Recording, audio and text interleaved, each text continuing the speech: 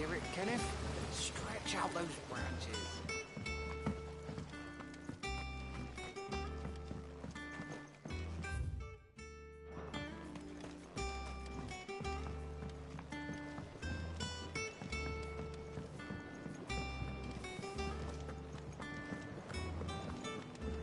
What a lovely fragrance.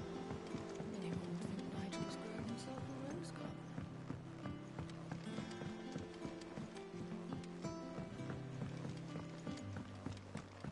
How's it coming along? Nearly there. Just need to get these last boards. You were born in Rosalith, weren't you? Must be hard. But I want to help Miss Middledore with her experiment. Shouldn't you be getting some rest?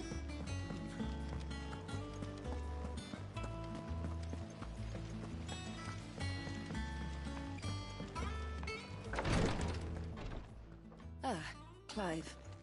Talia. How's Jill? Recovering, but she still needs her rest. Of course. Take good care of her, won't you? I'll do my best. Oh, Gav was looking for you. He said he had something to show you in the shelves. The shelves. Oh, that's right. He went to ask Hippocrates about Torgor. He must have found something.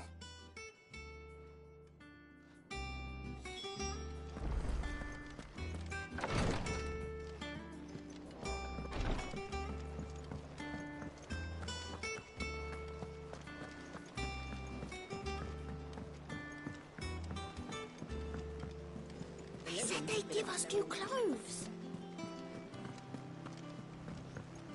Jill looked white as a sheet when it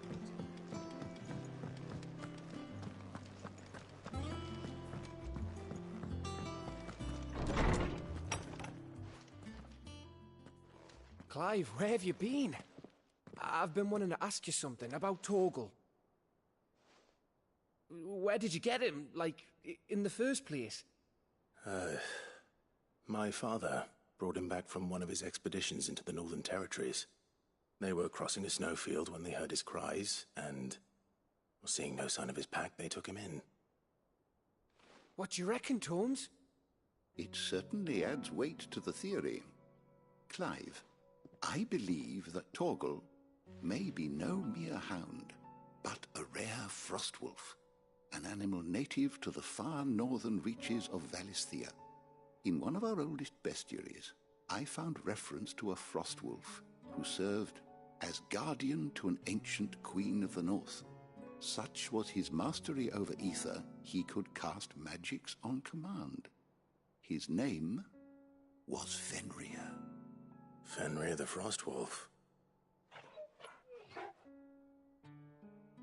Now, the annals do not state it explicitly, but I have reason to believe this queen was a dominant of Shiva, a girl from the Northern Territories and her faithful hound.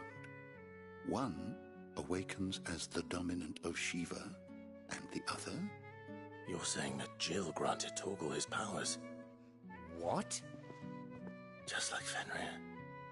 People called him my hound, but Torgal and Jill were inseparable. He grew up as a faithful companion to the dominant of Shiva, and years later, his powers awakened, just when his master needed him the most. You're right. If it weren't for Torgal blasting those bastards to Kingdom Come, Jill would have been for it. Quite. Though Torgal's power is his own, his latent birthright as a Frostwolf, it had only to be unlocked. Oh, get you, Torgal. You're an even finer hound than we thought. And regarding your original concern, you need not fear for Torgal's health. Why, the beast has the appetite of a behemoth. Just this very morn, I found him with his nose buried in my nuts. There you are!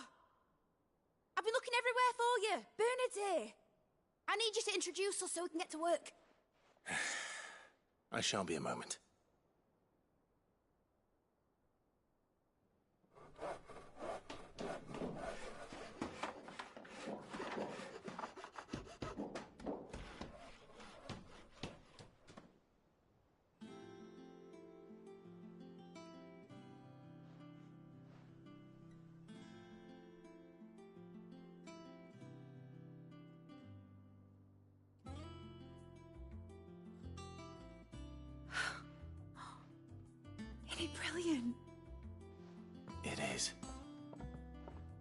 Well, I couldn't have done it without you.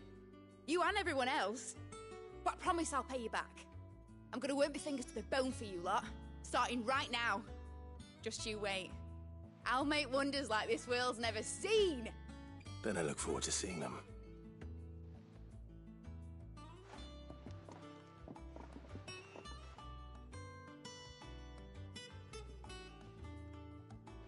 Now that that's settled, I wonder if Vivian's made any progress tracking down Kupka.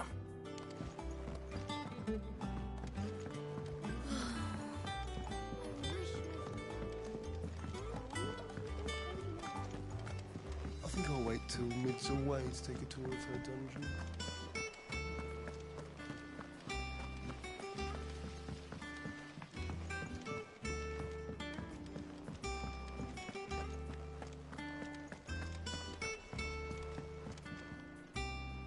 How goes the hunt for Kupka? Largely in circles. We have myriad sightings of strange soldiers in unexpected places, but nothing definitive as yet. If only we knew for certain by what route he left Rosalith. Well, keep at it. If anyone can piece this puzzle together, it's you. And I'm willing to wait as long as it takes.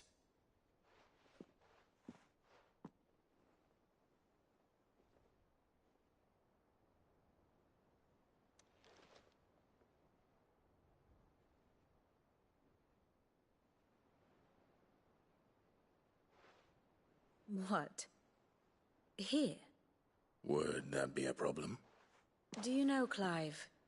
I believe it a mercy that you didn't inherit your father's throne. Your poor people would surely live in fear of you. You have nothing to worry about on that front. I won't be claiming his crown. That is a relief. Clive, have you got a minute? We, have a guest. A guest?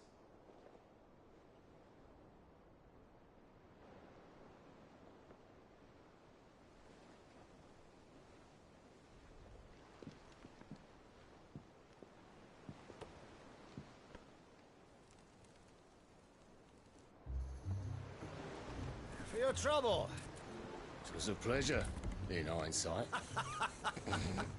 Uncle Byron? Clive, my boy! Tap a cask and stoke the ovens, for your favourite uncle is here!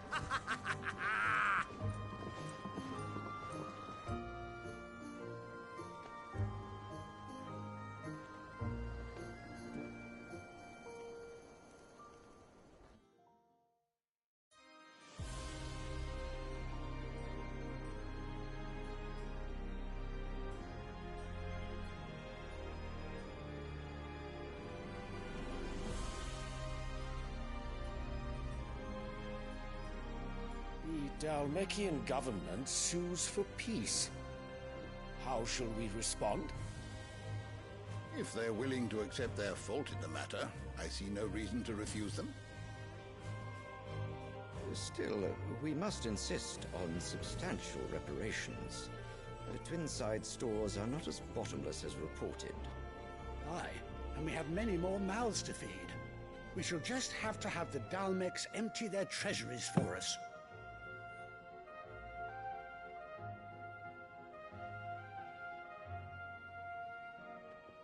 Of course, none of this would have been possible without your timely intervention, Prince Olivier. Indeed, I doubt any of us would have had the courage to trade words with the mighty Titan, nor less the wit to win him over. The Empire owes you a great debt. May the blessing of the crystals go with you, Your Highness. May the blessing of the crystals go with you. Very good.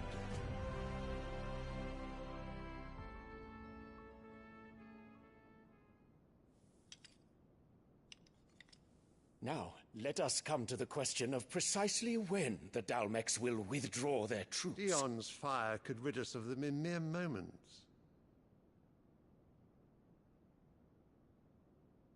The men of the Fist will not withdraw until a peace treaty is concluded. So let us keep the negotiations open, give them time to gather what gold and trinkets they can, And once they deliver that which we demand, what worth is a piece of parchment? Your Radiance, were Prince Dion to take the field, the enemy would surely send their own dominant to meet him. And while His Highness would of course prevail, there would be heavy losses on both. You need not fear Hugo Kupka. He is engaged on the Western Front. Even were the Dalmex to send for him, he would not arrive in time. As much as I would enjoy witnessing a clash between Bahamut and Titan, it is not to be. And what of your subjects, Your Radiance? If the fighting spread to the city proper, the people would bear the brunt of it. There will be losses, it is true. Yet for every citizen who falls, another can be bred. For every home that burns, another can be built. The Empire will live on.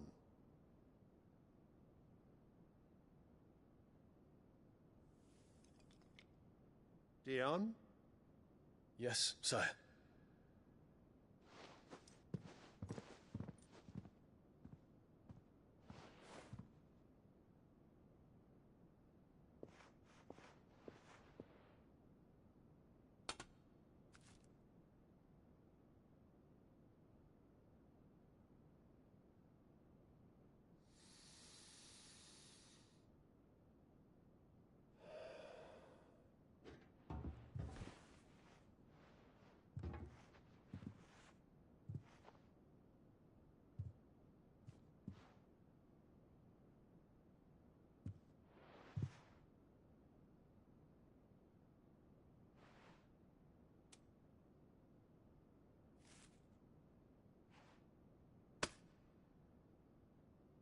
Prepare for battle.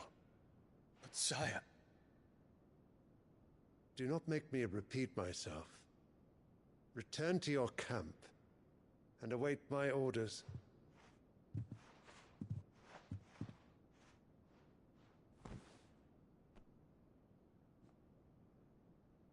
If that is your wish, Your Radiance, I shall depart at once.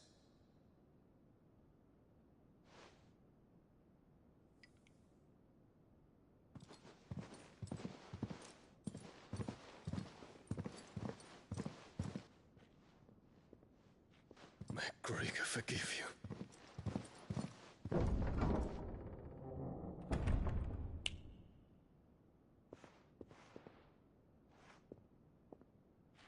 What do the astrologers augur? The stars are in agreement, Your Radiance. The shadow of treachery hangs over Prince Dion.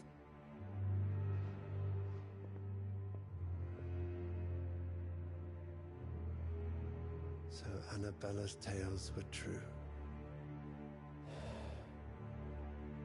You disappoint me, Dion.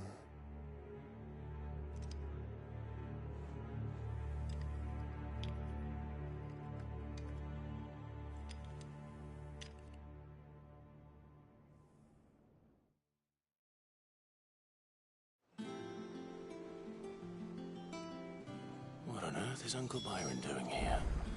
Only one way to find out. They said they'd give us new clothes.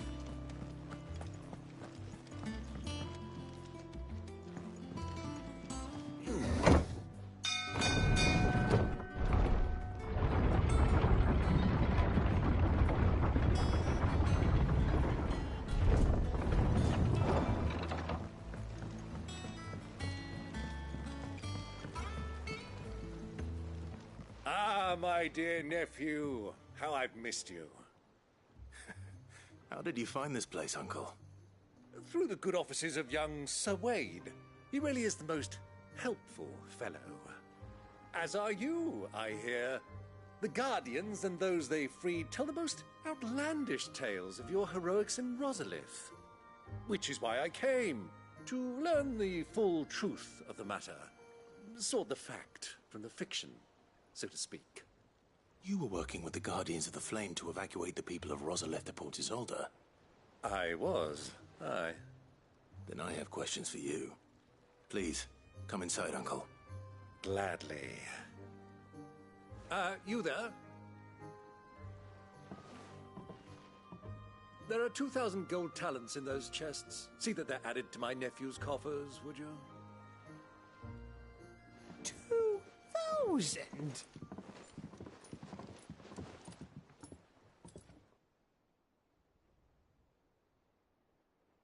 And I'm afraid that is all I know.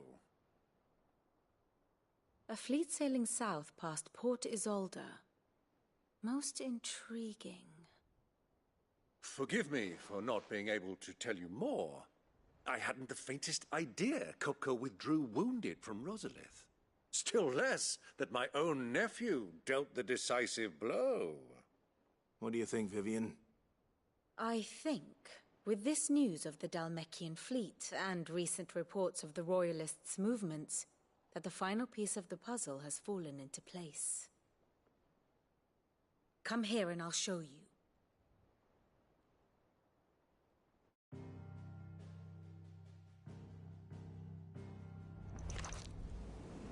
It is known that Kupka's forces entered Rosaria via its unguarded coast. So can the same be said of your visitors from Waloed? Certainly her Royal Navy is famed for the efficiency with which it bears her knights from one battlefield to the next. And in the Einherjar, or Black Galleon, she boasts a vessel nigh as swift and every bit as feared as the Kingdom's legendary cavalry. A fitting flagship for a land apart, her naval presence being crucial to her ambitions beyond Ash. Yes, it seems safe to assume that the Royalists did indeed enter Rosaria from the sea. So then, had you a vested interest in Titan's survival, whither would you take him? Why, home to Drake's Fang, a place rich enough in ether to conjure the magics needed to mend his hurts. But would that not entail an arduous voyage around the southern cape? Let us say that the Royalists did put ashore with a mine.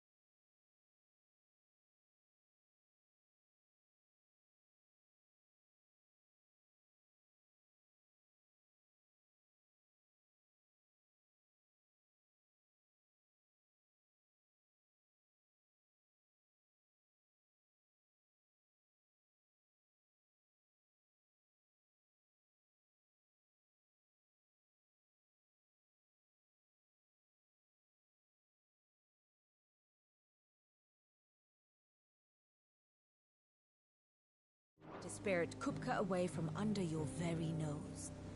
Could that truly have been their plan for him? To load him aboard one of the ships flying Republican colors sighted off the coast near Port Isolde. To spend weeks at sea, being tossed hither and yon by unforgiving waves, his life hanging in the balance. No. The journey would mean Titan's death, and Kupka's faithful creatures would not allow it. So what then was the plan of our Waloed friends? Reports suggest they made not for the coast, but for the desert. And by cutting through the Velcroy, a party traveling light would have Titan back in his bed, days before a galley could lurch into port. To wit, it was the Royalists, not the Republicans, who effected Hugo Kupka's safe retreat. I would stake your life on it.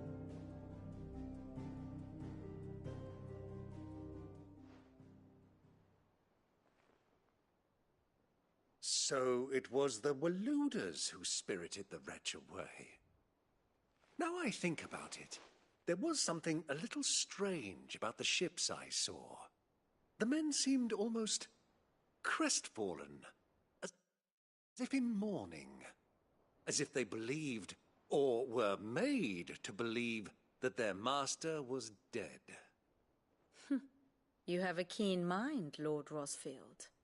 And you have your answer. To find Kupka, you have merely to follow the Royalist trail across the Velcroy. It may well have gone cold by now, but as they say in the Republic, all roads lead to Drake's Fang. Allow me to accompany you part of the way. As luck would have it, I had intended to journey Canberward on business after visiting you here. The Fang would be but a short detour. I'd be glad of the company. Give me a moment to make ready. I need to tell my friends what we've learned, and where we're going. Very well, but be quick about it, my boy. Time waits for no man.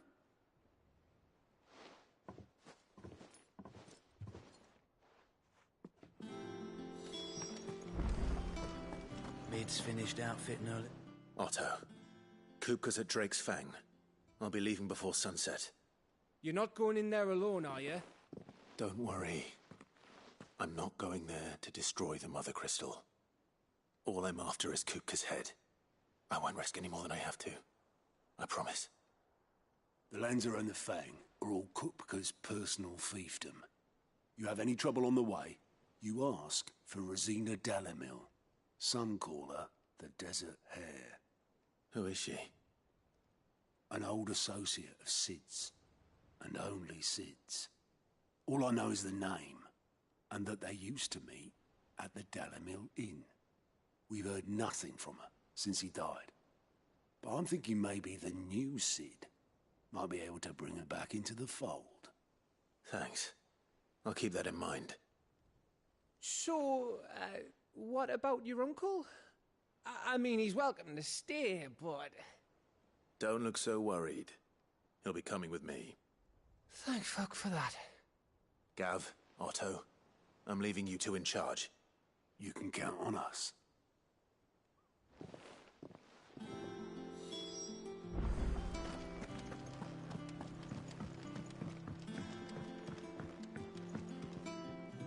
All right, Uncle. I'm ready to depart.